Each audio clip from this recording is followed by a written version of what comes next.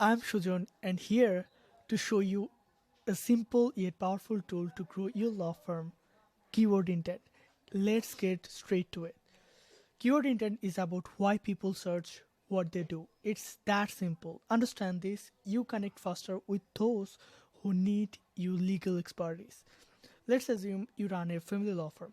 Let's use Keyword Intent to bring you client who are looking for exactly what you offer without wasting time and on irrelevant leads.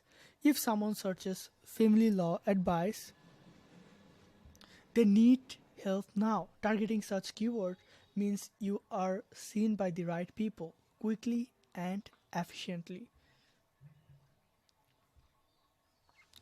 By focusing on the right keywords, you avoid spending time and money on broad marketing. Instead, you attract the right clients who are already interested in your services. This means less time chasing leads and more time helping clients.